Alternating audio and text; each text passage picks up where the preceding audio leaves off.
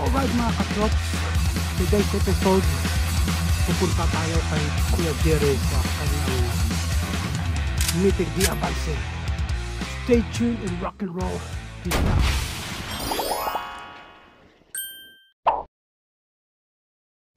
Alright mga katrops, nandito tayo ngayon sa LA Balls at mag-attend tayo ng meeting di Avance ni Kuya Jerry sa akin. Ito, papakita ko lang sa inyo kung anong meron dito sa meeting di Avance ni Kuya Jerry. Yan, ito yung sinasabi kong mga katrops na meeting di Avance ni Kuya Jerry. Nagdi-discuss ngayon siya ng mga plataforma na parating sa eleksyon niya. Share. Bahala na mabulag ang tao sa share. Pero, ano yun eh, as much as possible, ako nagbubusta ako. Gagawa kami ng video ni Pao na compelling. It's about the downtown. Pero, yun is, ibang impact naman nun. This is for mga serious voters na naghahanap ng mga mabobotong nakakaintindi ng mga issue. And this issue of especially pag ginawa kong compelling na my children, your children, yung mga that's why in my earlier meeting today, sabi ko, marami akong supporters na gustong tumulong sa akin. Sabi ko lang na gusto ko iboto nyo ako dahil naniniwala kayo sa gustong gawin. Yeah. Huwag nyo ako iboto dahil kaibigan nyo ako. Huwag nyo ako iboto dahil Pilipino lang ako. Yes. Pasalamat ako. Maganda importante na meron tayong mata at tenga sa council na pwedeng makabigay ng opportunity sa kapwa Pilipino.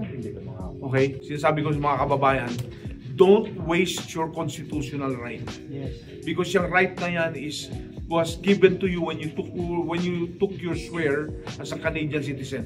Be Canadian at this point. Okay? Vote the people that you think will do good. I have friends in council. I wish everybody good. If I don't make it, I will support the council. I will support the mayor. Especially this mayor. This mayor has been good to the community.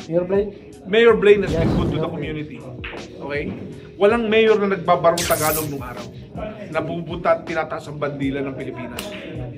Okay? Pinaghirapan natin yan na malapit sa atin. Okay? Huwag natin talikuran. Kasi maraming magandang plano si Mayor Blaine para sa ating community at believe siya. Hinahatak niya ako, dinadala niya ako sa mga pinakikilala niya ako. This is one of our best community builders in that bridge. Kanina pinakilala ako sa mga matatanda. Maraming binigay na trabaho. Marami siyang binigay na trabaho. Okay? And pagpaulain po tayo, ang masasabi ko lang na gagawin ko lahat ng abot kaya ko na mabigay ang opportunity hindi lang sa mga Filipino workers para sa mga Filipino businesses na mag-flourish under this new council. Okay? Yung suporta ko nasa sa'yo.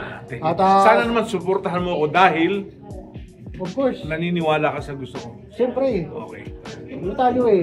Bisaya tayo, Bisaya. Linawin natin.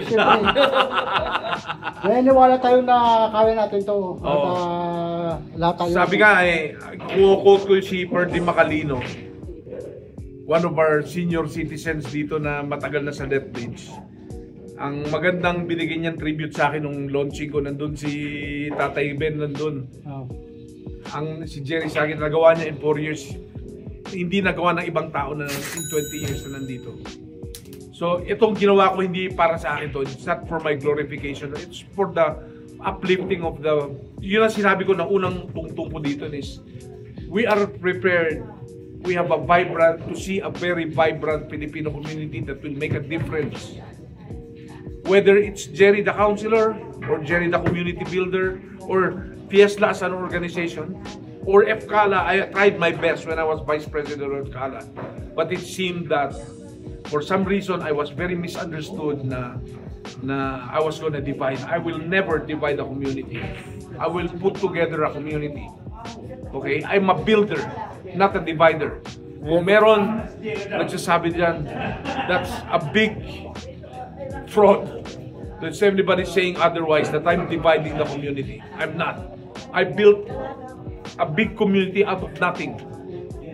It was a small community that I elevated to the point na ang mayor mismo humihingi na ng tulong, suporta sa atin. Ang mga konsihal lumalapit na sa atin, nakikita na nila ang kamandag ng Filipino community. Right, rock and roll. Well, walakpak ng ako naman. Si Kuya Jerry na to.